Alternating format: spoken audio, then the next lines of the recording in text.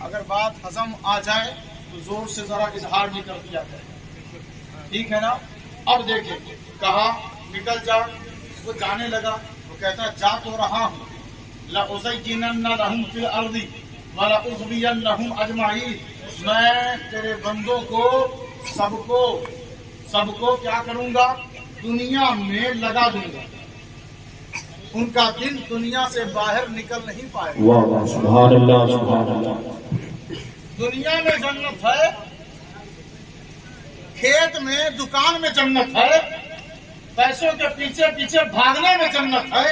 کہا اسے ضرور میں ان کو مزین آراستہ سوار دوں گا، پھر ارض زمین میں، ان کا حسن زمین کے لیے، ان کا جمال زمین کے لیے، ان کا حلیہ زمین کے لیے، ان کا لباس زمین کے لیے، ان کی عمارت زمین کے لیے، ان کی کمائی زمین کے لیے، ان کی وضاقتہ زمین کے لیے، ان کا ڈریس زمین کے لیے، ان کی شادی بیاہ زمین کے لیے، میلاد زمین کے لیے، جلسہ زمین کے لیے، صدقہ دینا زمین کے لیے۔ کیا مطلب؟ یعنی وہ جتنا کام کریں گے وہ زمین والوں کو دکھانے کے لیے، دکھانے میں تباہ رہیں گے۔ وہ مسجد بھی بنائیں گے دکھاوے کے لیے، مدرسہ بھی بنائیں گے دکھاوے کے لیے، میلاد بھی کریں گے دکھاوے کے لیے، غریبوں کی مدد بھی کریں گے دکھاوے کے لیے، لباس بھی پہنیں گے دکھانے کے لیے، اپنا حلیہ بھی بنائیں گے، نماز بھی پڑھیں گے دکھاوے کے لیے، صف میں دوڑ کر جائیں گے دکھانے کے لیے۔ میں سب کو دنیا میں گرفتار کر دوں گا، وَلَأُغْوِيَنَّهُمْ أَجْمَعِينَ، اور سب کو راستے سے بھٹکا دوں گا، سب کو راستے سے بھٹکا دوں گا۔ اب وہ کہہ کر نکلا، جب آگے گیا نا تو اللہ نے کہا رک، ٹھہر جا، کیا کہہ کر جا رہا ہے، اس پہ غور بھی کرے گا۔ اب وہ ٹھہر گیا، جو کہ سجدہ اس نے ان کا نہیں کیا تھا، جن کو اللہ نے چن رکھا تھا۔ اب وہ ٹھہر گیا، ابلیس رک گیا، اور رک کر کہتا ہے الا عبادک منہم المخلصین، مگر تیرے جو بندے ہیں، مگر تیرے جو بندے ہیں مخلصین میں سے، ان پر میرا داؤ چل نہ سکے گا۔ اگر آپ لوگ پہلی والی بے شک سبحان اللہ سبحان اللہ، لیکن الا عبادک منہم المخلصین میں آنا چاہتے ہیں، اس پر تو کہیں سبحان اللہ سبحان اللہ سبحان اللہ۔ جب داؤ چلے تو سارے داؤ چلنے والوں کے داؤ فیل ہو جاتے ہیں۔ شیطان جو جس مقام پر ہے اس مقام پر آ کر اسے ڈسٹرب کرتا ہے، ولی ہے تو اس مقام پر جاتا ہے، بندہ ہے اس مقام پر جاتا ہے، مسلمان ہے اس مقام پر جاتا ہے، مومن ہے اس مقام پر جاتا ہے، سب کو ان کے درجے کے حساب سے جا کر بہکاتا ہے۔ اللہ یہ کس کا کہنا تھا؟ ابلیس کا۔ اور وہ کہہ کیا رہا تھا الا عبادک منہم المخلصین، تیرے بندے اخلاص والے ہیں، ان میں سے جتنے تیرے بندے ہیں ان پر میرا یہ ہتھ کنڈا، میرا فریب، میرا دجل، میری مکاری چل نہ سکے گی، لیکن ان کو جو ان سے ہٹ کر ہیں ان پر اچھی طرح چلے گی۔ تو یہ کس کا کہنا ہے؟ ابلیس کا۔ تو کوئی یہ کہہ سکتا ہے کہ تیرے بندے جو مخلصین ہیں ان پر شیطان کا داؤ نہیں چلتا، تو یہ تو شیطان کا کہنا ہے، یہ تو شیطان کا کہنا ہے۔ اللہ کا کیا کہنا ہے؟ تو اب اللہ کی بھی سن لیں۔ اللہ کہتا ہے ان عبادی لیس لک علیہم سلطان الا من اتبعک من الغاوین۔ سن میرے جو ہیں ان پر تیرا سلطان، کوئی داؤ، کوئی سلطنت، کوئی حکومت کام نہ کر سکے گی۔ شرط کتنی سی ہے؟ میرے ہو جائیں بس۔ ان عبادی، شک مت کرنا، میرے بندے، لیسا لکا علیہم، ان تمام مخلصین پر سلطان، داؤ چلے گا نہیں، داؤ چلے گا نہیں۔ शैतान ने क्या कहा था, इल्ला इबादक मिनहुमुल मुखलसीन, पहले कहा खूब दाव मेरा चलेगा, सबको जहन्नम में पहुंचा दूंगा। तो उसने फिर क्या कहा, तेरे जो बंदे हैं मुखलिसीन उन पर मेरा दाव चलेगा नहीं। अल्लाह ने क्या कहा, उसका जवाब देखें, क्या अल्लाह ने किस लहजे को और किस कलाम को अल्लाह ने फसाहत और बलागत के साथ कैसे मुज़य्यन और आरास्ता किया है। अल्लाह कहता है, इन्ना इबादी लैसा लका अलैहिम सुल्तानुन। इब्लीस ने जैसे कहा वैसे ही अल्लाह ने उलट दिया। अल्लाह ने उलट दिया, कहा जितने मेरे होंगे उन पर तेरा दाव चल न सकेगा, मगर जो तेरी पैरवी कर रहे होंगे मेरे गावीन, रास्ते से जो भटके हुए लोग हैं उन पर तेरा दाव चल जाएगा। अब देखें आप, अगर कहें मुखलिसीन का जरा नाम ले लें और गावीन का नाम ले लें तो वाज़ेह हो जाए। तो मुखलिसीन मौला अली मुश्किल कुशा है, मुखलिसीन में से करबला के इमाम हैं, मुखलिसीन में से आबिदे बीमार हैं, मुखलिसीन में से सैयदना शेख अब्दुल कादिर जिलानी है, मुखलिसीन में से अताए रसूल नायबे नबी हिंद के सुल्तान हैं, मुखलिसीन में से हजरत ख्वाजा कुतुबुद्दीन हैं, मुखलिसीन में से हजरत बाबा फरीद हैं, मुखलिसीन में से हजरत महबूबे इलाही हैं, मुखलिसीन में से हजरत शेख अलाउल हक हैं, मुखलिसीन में से हजरत मखदूम हिसाबुल हक हैं, मुखलिसीन में से हजरत महबूबे रहमान अबुल गौस दरम दीवान है। अब ये मुखलिसीन है मेरी नजर में, अगर किसी को तकलीफ हो तो इनको हटा दे, कोई और मुखलिसीन ले आए, इनको हटा दे, कोई और मुखलिसीन अगर उनके पास है तो ले आए। हाँ, इतना जरूर कह देना चाहता हूँ, ये सब मुखलिसीन है। अब इनसे जो हट गया वही गावीन है, वही रास्ते से भटका हुआ। क्या पता चला कि शैतान ने तो साहेब बहुत पहले फैसला सुना दिया और कर दिया कि मेरा दाव करबला के इमाम पर न चल सकेगा, मेरा दाव अजमेर के सुल्तान पर न चल सकेगा, मेरा दाव बगदाद के ताजदार पर न चल सकेगा, मेरा दाव किचौसा के सुल्तान पर न चल सकेगा, मेरा दाव धावा के राजा पर न चल सकेगा। कुरान ने कह दिया, अल्लाह ने आवाज दे दी, जितने मेरे हैं वो सब सुल्तान हैं। कुछ लोग सुल्तान बनते हैं जबरदस्ती कुर्सी पर बैठ कर और ताज, सोने वाला ताज पहन कर सुल्तान बन जाते हैं जबरदस्ती। वो जबरदस्ती वाले खत्म हो गए, उनका महल कहाँ है पता नहीं चलता, उनकी खूबसूरत कुर्सियां कहाँ जाया हो गई मालूम नहीं होता, उनकी रियाया, उनकी फौज, उनके कमांडर, उनके वुज़रा कहाँ लापता हो गए मालूम नहीं चलता। लेकिन इनको, जिनको अल्लाह ने सुल्तान कहा, अल्लाह सुल्तान, इन्ना इबादी लैसा लका अलैहिम सुल्तानुन, कि मेरे बंदे जिन पर, अच्छा देखिए, एक है अलैहिम, हे और मीम, हुम बोलते हैं ना, हुम, तो ये ज़मीर जमा की है, यानी बहुत सारे लोग।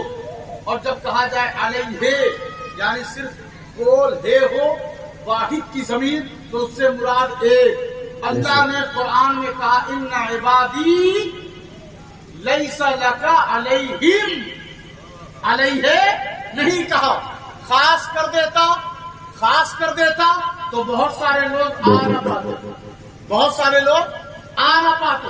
अल्लाह ने आम रखा, और वो तफसीर जिसमें उमूम हो, वो तफसीर ज्यादा कामिल और अकमल रहा करती है। तो कहा अलैहिम, उन पर। तो अल्लाह ने कहा सिर्फ एक सुल्तान नहीं होगा, कहते ना बेताज बादशाह, बेताज बादशाह एक नहीं होगा, बहुत होंगे। इसलिए कहा अलैहिम, पूरी यजीदियत लग जाएगी कि इनका ताज छीन लिया जाए, इनकी सुल्तानी को अपने पंजे में ले लिया जाए। तो अल्लाह ने कहा मर जाओगे, तुम्हारी सल्तनत खत्म हो जाएगी, तुम दमिश्क में शाम में बैठे बैठे सड़ जाओगे। जिस कुर्सी पर तुम्हें नाज है वही कुर्सी तुम्हें काटने को दौड़ेगी। تمہاری نسلیں اس کرسی پر ٹک نہیں پائیں گی، کیونکہ بےتاج سلطان اور بےتاج بادشاہ کربلا میں آ چکا ہے، کربلا میں آ چکا ہے۔ تو پانی بند کر دے پھر بھی وہ سلطان رہے گا، تو دانا روک لے پھر بھی وہ سلطان رہے گا، اس کے بھائی کے بازوؤں کو کاٹ دے پھر بھی وہ سلطان رہے گا، اس کے شہزادگان کے لاشوں پر گھوڑے دوڑا دے پھر بھی وہ سلطان رہے گا، اس کے بیٹے بیمار بیٹے کو زنجیر میں جکڑ دے پھر بھی وہ سلطان رہے گا۔ ارے حد تو یہ ہے کہ تو اس کی گردن کاٹ دے پھر بھی وہ تہہ تیغ بلند ہو کر کہے گا اِنَّ عِبَادِي لَيْسَ لَكَ عَلَيْهِمْ سُلْطَانٌ۔ پروردگار میرا تعلق غاوین میں سے نہیں ہے بلکہ میں تو مخلصین کا سردار ہوں۔ دارے تکبیر، دارے رسالت، جشن عید میلاد النبی، دارے تکبیر، دارے رسالت، سبحان اللہ سبحان اللہ۔ ابھی کیا ہے، ضرورت اس بات کی ہے کہ ولیوں کو جو لوگوں نے سمجھ رکھا ہے، دیکھیں ایک بہت سادہ سی بات ہے کہ آپ جب مخلوق سے ملے نا، مخلوق سے تو نفس کے بغیر ملے، یعنی آپ اگر کسی کی مدد کر رہے ہیں تو اس سے امید نہ لگائیں کہ یہ کوئی صلہ دے گا، کوئی اجر دے گا، پتا چلے گا کہ بس وہاں سے بھی گئے اور یہاں سے بھی گئے، آپ نے اس کی مدد بھی کی اور پھر امید لگا کے بیٹھے ہیں کہ یہ بھی ہماری نوکری کرے گا، صبح شام ہم کو سلام کرے گا، جہاں دیکھے گا کھڑا ہو جائے گا۔ تو اگر اتفاق سے وہ کھڑا نہ ہو سکا تو آپ تو ناراض ہو جائیں گے اور تکلیف بھی ہوگی، وہاں بھی اجر نہیں ملے گا، وہاں سے بھی گئے اور یہاں سے بھی گئے۔ تو کسی سے بھی ملیں یا ان کی خدمت کریں، سپورٹ کریں تو نفس لالچ کے بغیر کریں، اور جب اللہ سے ملے، مخلوق سے ملے تو نفس کے بغیر، اور جب خالق سے ملے تو خلق کے بغیر، یعنی بیچ میں کسی مخلوق کو، مثال کے طور پر آپ نماز کے پابند ہیں تو اب یہ نہ چاہیں کہ لوگ ہمیں کہیں بڑا پختہ نمازی، روزہ رکھیں تو یہ خواہش نہ رکھیں کہ لوگ ہمیں روزہ دار کہیں، آپ علم حاصل کریں تو یہ خواہش نہ رکھیں کہ لوگ آپ کو علامہ کہیں، عالم دین کہیں اور ہر آدمی آپ کی عزت و تکریم کرے، نہیں۔ جب آپ اس کے لیے نکلیں تو کوئی مخلوق نہ ہو، اور جب مخلوق کے پاس جائیں تو اندر نفس نہ ہو، جب یہ دو چیزیں اپنا لیں تو پھر اللہ اپنی ولایت عطا کر دیتا ہے، اپنی دوستی دے دیتا ہے۔ اور ایک پہچان سن لیں، ولی کی پہچان یہ بھی ہے کہ وہ زبان پر ذکر ہوتا ہے، دل میں فکر ہوتی ہے۔ زبان پر ذکر تو بہتوں کے ہے لیکن دل میں فکر نہیں ہوتی، اور ولی وہ ہوتا ہے کہ زبان پر ذکر اور دل میں فکر، اور قرآن نے کہا فاذکرونی اذکرکم، تو میرا ذکر کر میں تیرا ذکر کروں گا۔ اب بات اتنی سی ہے کہ ولایت وہ کیسے تقسیم کرتا ہے۔